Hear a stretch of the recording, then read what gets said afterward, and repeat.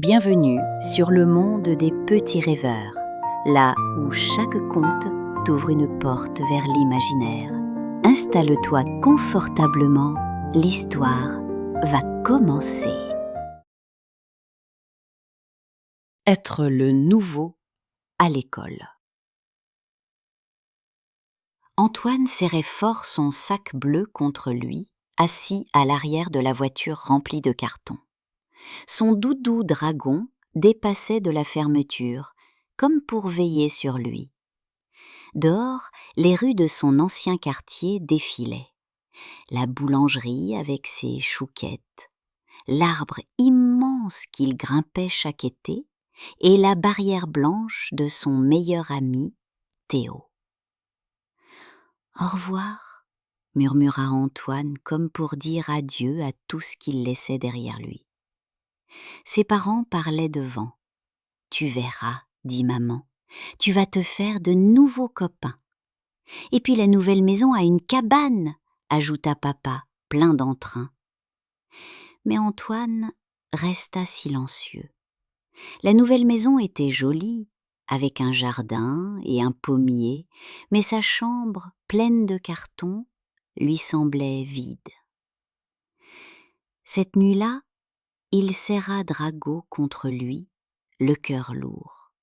Demain, il serait le nouveau à l'école. Le réveil sonna trop tôt. Antoine enfila son pantalon gris et son tulle préféré, celui avec un éclair jaune. « Tu es prêt, champion ?» demanda papa. « Je crois, » répondit Antoine d'une voix hésitante. L'école était immense, pleine d'enfants qui riaient et couraient. La maîtresse, Madame Dupuis, l'accueillit avec un sourire. « Bonjour Antoine, viens, je vais te présenter. » Tous les regards se tournèrent vers lui. Antoine devint tout rouge et s'assit seul au fond de la classe. Sa chaise grinça, comme pour dire à tout le monde « c'est lui le nouveau ». La cloche sonna, les enfants sortirent en courant, heureux. Antoine suivit, mais resta près d'un mur, les yeux rivés sur ses chaussures. Autour de lui, tout le monde jouait déjà. Personne ne faisait attention à lui. Il se sentit minuscule, invisible. « Et si je restais seul tous les jours ?» pensa-t-il, le ventre noué. Soudain, un ballon de foot roula jusqu'à lui. Antoine le ramassa. « Hé, renvoie !» cria un garçon. Pris de panique, Antoine shoota trop fort. Le ballon fila en cloche et atterrit directement sur la tête du surveillant. Toute la cour éclata de rire. Antoine devint écarlate. Mais une voix douce résonna. « Pas mal ton tir », dit une fille en riant. Elle avait une longue tresse brune et un sourire pétillant. « Moi, c'est Mathilde. Et toi ?»« Antoine », répondit-il timidement. Mathilde s'assit à côté de lui. « T'inquiète, moi aussi j'ai été la nouvelle. Tu verras, ça passe vite. » Antoine sentit son cœur se réchauffer.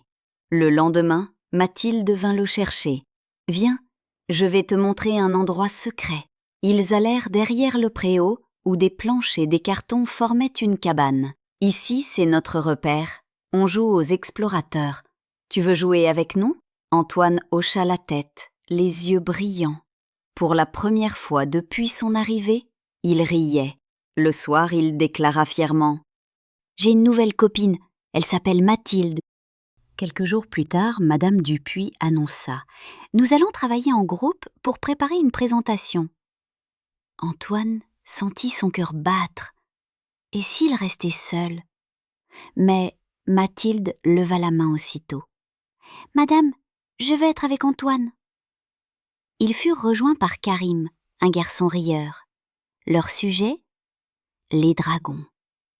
Antoine sortit son carnet et remplit la table de dessins flamboyants. « Mais t'es trop fort !» s'exclama Mathilde. Antoine sourit timidement. Pour la première fois, il se sentait à sa place. le jour de la présentation arriva. Antoine tremblait. « Et si je bafouille? Et si tout le monde se moque ?» Mathilde se pencha vers lui. « Antoine, ça va aller, on est avec toi ?» Antoine respira profondément, se leva et commença. Il montra ses dessins de dragon, raconta son histoire avec passion. Petit à petit, sa peur s'effaça. Toute la classe l'écoutait, captivée. Quand il termina, un tonnerre d'applaudissements remplit la salle. « Bravo, Antoine !» dit Madame Dupuis, les yeux brillants. Antoine leva les bras, un immense sourire aux lèvres. Il n'était plus le nouveau. Mathilde tapa dans sa main. « Tu vois, je t'avais dit que ça passerait vite !» Antoine sourit. Oui, être le nouveau, c'était effrayant, mais c'était aussi le début d'une belle aventure. Être le nouveau, ce n'est pas rester seul pour toujours. C'est une chance de rencontrer de nouvelles personnes, de partager ce qu'on aime et de découvrir qu'on peut être accepté simplement en étant soi-même. Bonne nuit, mes petits rêveurs. Vous venez d'écouter une création originale, Le Monde des Petits Rêveurs. Si tu as aimé voyager avec nous, pense à t'abonner à la chaîne, à liker, à activer la cloche pour ne rien manquer et à partager. Tu peux aussi nous laisser un petit commentaire. Et qui sait, peut-être que la prochaine aventure sera la tienne. À très vite pour une nouvelle histoire.